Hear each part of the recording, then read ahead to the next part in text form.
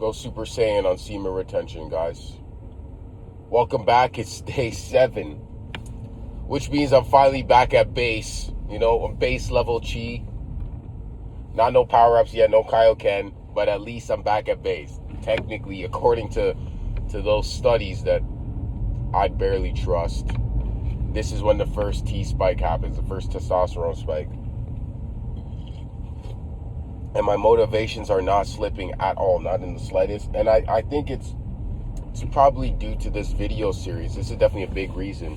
It's given me the opportunity to be able to transmute all of this energy directly first thing in the morning. I record these videos in the morning, either on my way to work or if it's on the weekend, I'll go out for a walk and record, or in my room. And it's really been helping me, It's helping me to stay consistent, helping me to stay focused on the goal. There's a lot of distractions out there, but I'm not letting them happen. I'm not letting them take over.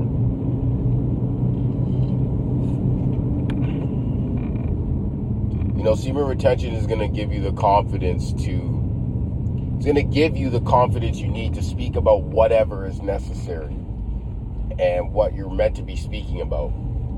Now, in my case, I think that's a couple of things.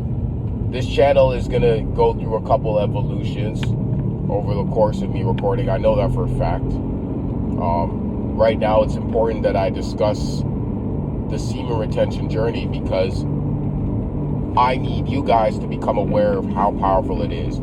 So I'm willing to bet by the time I'm hitting 30, 40, 50, 60 days, my content is going to improve. It's going to change drastically. Not drastically, but compared to now, it's going to be drastically different. It's just going to gradually change over time.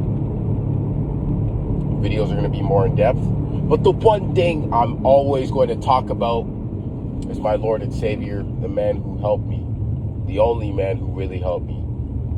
But I didn't realize that he was helping me until I realized he was not a man. He's not just a man. He's Jesus Christ, I've been inspired by a lot of people to speak about the scriptures over the years. One thing I heard that I want to pass along to you guys this morning is never feel cringe or weird when you're talking about the Bible and scriptures. I can never feel cringe because, I'm that nigga. I'm that nigga, bro. When you're that guy, it's very different. I'm choosing to lock in with Jesus in what is considered the prime of most people's lives. Granted, I have my struggles, but if I wanted to go out and do the bad boy thing, I could do it this weekend. You know what I'm saying? And I'm far from perfect. Far from it. I've still slipped up. Right? I'm only on day 7 recently.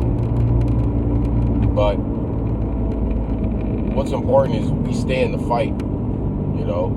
Because I look around at the world, most people are giving up the fight. Most people my age, they're giving up the fight without even realizing they're giving up the fight. They're just going to indulge. And I pray for them, I pray that even if it's not now, whether it's 10, 15 years down the line, that they come to their realizations, I truly believe that's possible, but I don't know. The landscape is looking a little dystopian, all these people crying about the dating market and the job market and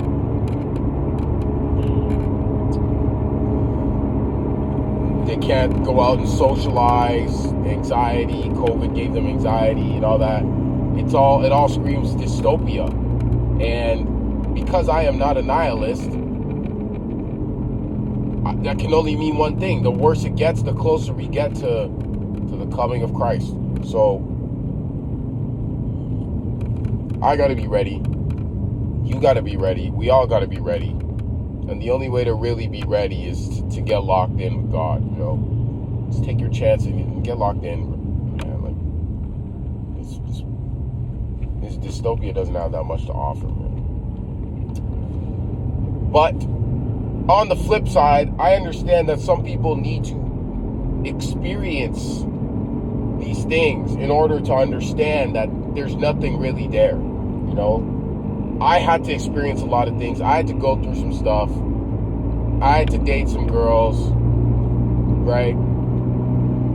I had to get hurt a couple times. I had to hurt a couple people and find out the consequences behind my actions to really know, right? And so one can argue that speed running, understanding how to play this game and how to do these things might lead you towards the right path sooner, because you don't always want to have that in the back of your mind. But I will warn you, it's going to come with scars. You know, if you have to make that mistake, you're just like, no, CC, I need to make this mistake. This girl's just so hot. I've been there. If you just have to make this mistake, okay, go and do it. You know. But when your time comes, you know that little rabbit with the clock? When your time comes, don't say I didn't warn you. Because everybody's time comes. You know? I talked about this in a previous video, but I'll say it again. A man will reap what he sows. The decisions you make every day, they either come back to bite you or they come back to lift you up. There's no in between. It's ones and zeros.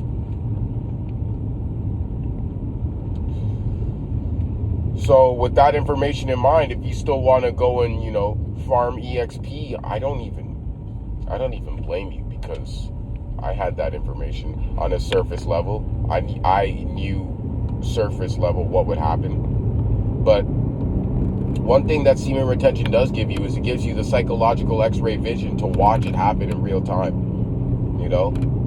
Like, you're going to get a bird's eye view feeling to a lot of the stuff that's taking place to you. You'll be able to watch it. I'm not talking about like astral projection and stuff, but it does feel like that sometimes. It feels like you're watching it take place. You can't really do that much about it, but at least you get to see it. You know, there's a lot of crazy things that happened in my life that as they were happening, I got to watch them take place, and I'm like, whoa, this is happening right now. This is leading to this. This input, this decision I made 2 months ago led to this. This decision I just made 5 minutes ago. This is what's going to happen.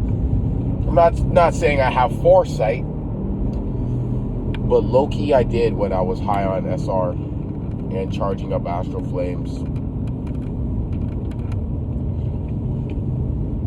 It low-key felt like I did, you know? Like, nigga, I'm a prophet. No, I'm kidding. But it did feel like that some days. Look, you go out there, farm some EXP.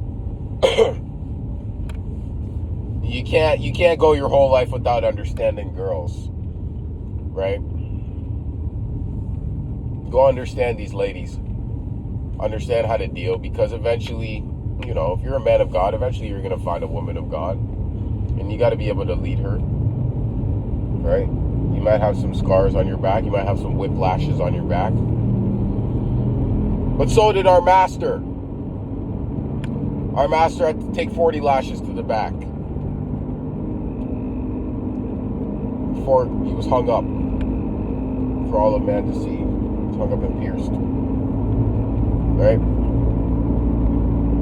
But the thing is, he was pierced for our transgression already, so the smart thing to do is just accept the sacrifice. Trust that he knows what he's talking about. But if you have to see for yourself,